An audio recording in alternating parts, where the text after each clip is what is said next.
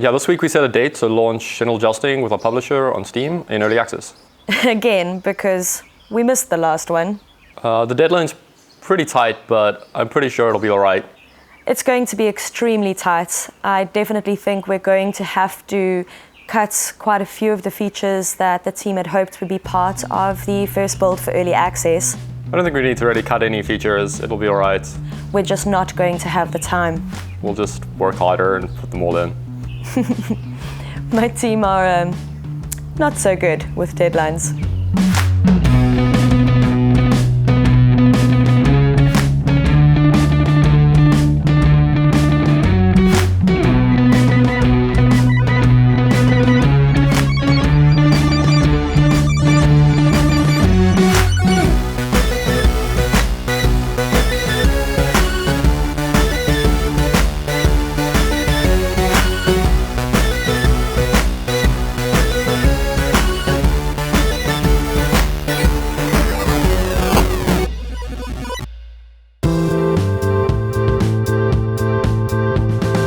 It's really cool that we have such great friends who invited us here to stay with them, and as a token of our appreciation, we made them some parody games. We just had a conversation and we were talking about how funny it would be if we just cloned all the Free Lives games. This is probably the best way we can express our things, because we make games, like this is how we express ourselves. 3, 4. We just really wanted to express like the mission statement of Liver Fees, the studio, which are our big inspiration for all of these games. Yeah. At the beginning of the game, it said like, while everyone is behind the computer, there's one person that's not, and I was like, Llewellyn is BRAAIFORCE. That was super, super cool. Sausages are chasing people, and I was the main character, and I was like, yeah, I was stoked. At the end of the game, everyone gets together and we all just have that big braai.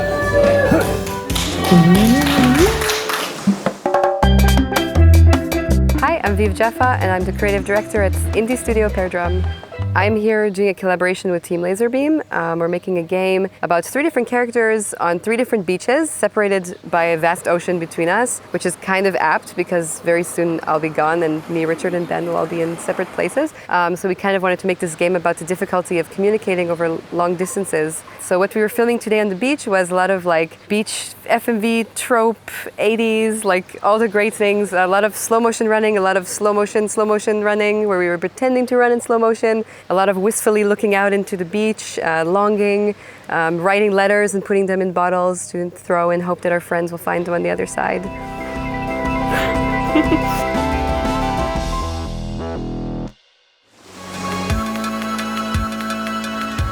It was like super fun to do.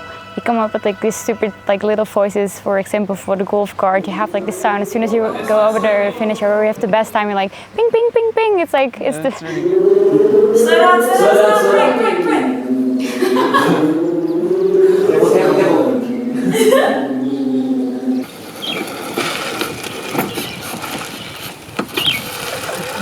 Yeah, it was so much fun. And then like pitching it up and down, so when you drive the golf cart, it's like. I love when people get into it, like, stop, go fast.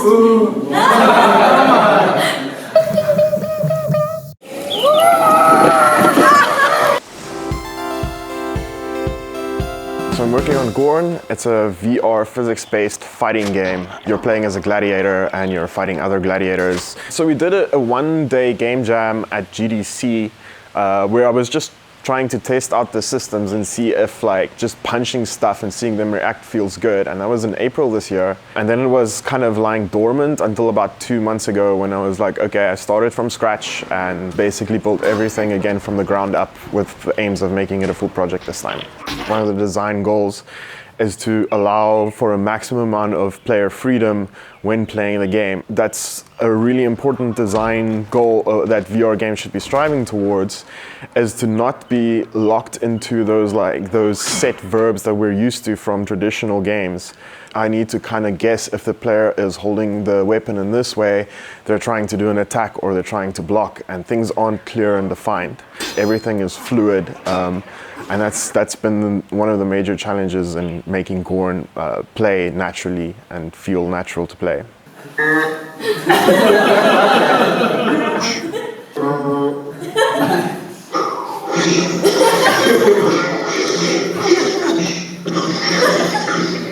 It's almost better than the actual game. You mean almost?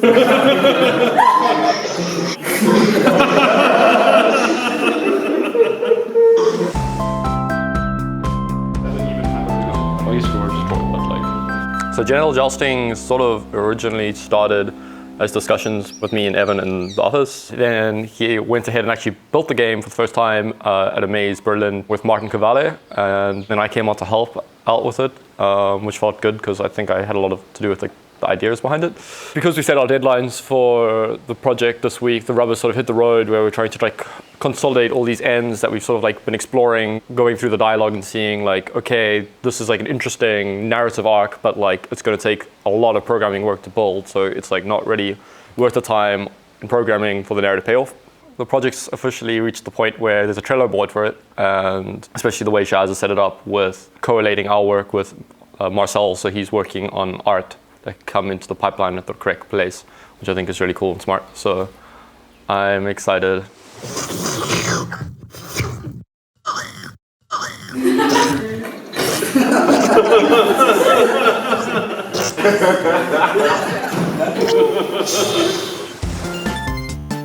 Yeah, so one of the big design challenges I have with Skyfarm at the moment is I want to enable the users to build really clever designs and make really like highly optimized systems and that kind of thing. So it's kind of a really rewarding optimization puzzle. But at the same time, I don't want to introduce much more complexity. I was adding these cool rivers where stuff would flow downstream to get collected. I put a lot of work into that, but I've decided to scrap it now because it just wasn't working in the game. It was adding way too much complexity, and it wasn't actually as useful as I was hoping it would be. And that's the thing that I think is really important in game design, is to be able to scrap things and understand that something's not valuable even if you put a lot of effort into it.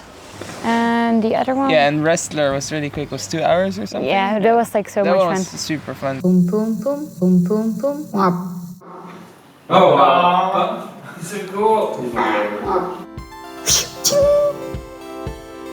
Yeah, it was really fun to make, but also like seeing you guys playing it was like the best. Well done, guys.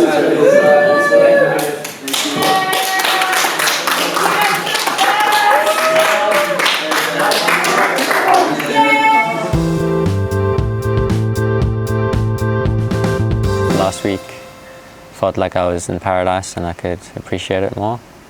Went on a hike yesterday to the 7 waterfalls or something, or 11, I can't remember. The 11 waterfalls. Maybe 12. If it was 11, I would know. Can we just 11 waterfalls. The 7 Cascades.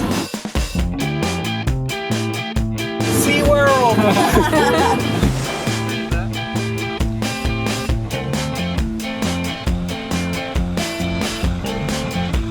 Either 7 or 11. I think there were 3.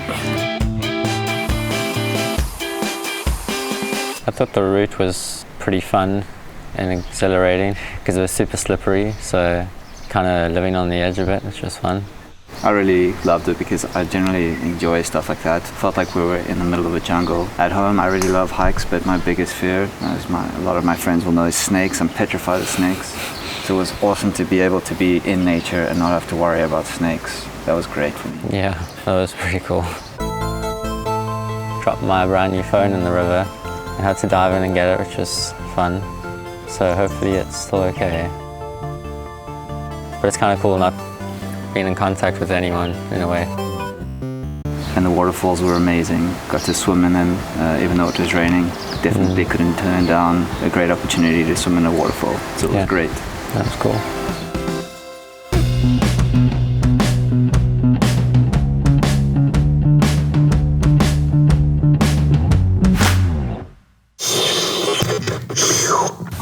A video game is an electronic game that involves human interaction with a user interface to generate